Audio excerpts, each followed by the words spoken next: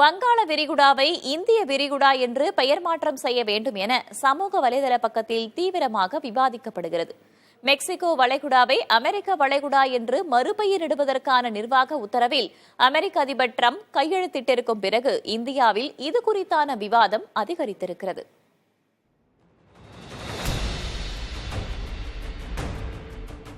வங்காள விரிகுடா உலகிலேயே மிகப்பெரிய விரிகுடா வகையிலான கடற்பரப்பை சேர்ந்ததாகும்.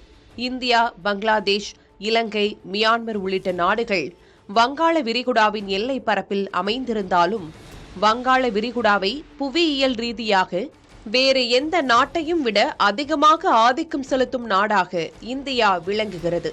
தமிழ்நாடு, ஆந்திர பிரதேசம், ஒடிஷா மற்றும் மேற்கு வங்காளம் உள்ளிட்ட இந்தியாவின் கிழக்கு கடற்கரை மாநிலங்கள் விரிகுடாவின் எல்லையின் முக்கிய பகுதியாக இருப்பதை சுட்டிக்காட்டும் இணையவாசிகள் வங்காள விரிகுடாவின் அதிக பரப்பை கொண்டுள்ள இந்தியாவின் பெயரால் அழைக்கப்படுவதே பொருத்தமாகும் என கூறுகிறார்கள். அதே நேரத்தில் இந்த விவாதத்தை அமெரிக்கா மெக்சிகோ வளைகுடாவின் மறுபெயரிடுதலுக்கான எதிர்வினையாக கருதுகின்றனர். மேலும் புவியியல் பெயர்கள் அரசியல் நோக்கங்களுக்காக மாற்றப்படுவதற்கு பதிலாக வரலாற்று தொடர்ச்சியை மதிக்க வேண்டும் என்று சிலர் பரிந்துரைக்கின்றனர்.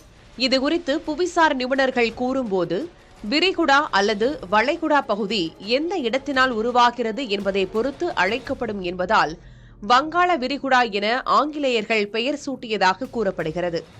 வங்காள விரிகுடா என்பதை வங்காளதேசம் என்பதற்கு பதிலாக இந்தியாவில் உள்ள மேற்கு வங்காள பகுதியையும் அதனோடு தொடர்பு படுத்தலாம் என கூறப்படுகிறது. வங்காளம் என்கிற ஒட்டுமொத்த பகுதியினால் கடல் விரிகுடாவாக மாறுவதால் வங்காள விரிகுடா என்று அழைக்கப்படுவதாக கூறப்படுகிறது. அதே நேரத்தில் இந்தியாவின் முக்கிய போர்க்கப்பல்கள், கடல் வழித்தடங்கள், ராணுவ நடவடிக்கைகள், விண்வெளி மற்றும் அறிவியல் ஆய்வுகள் வங்காள விரிகுடாவில் மேற்கொள்ளப்படுவதால் இந்திய விரிகுடா என அழைக்கப்பட வேண்டும் என்கிற விவாதம் மிகப்பெரிய அளவில் எழுந்திருக்கிறது.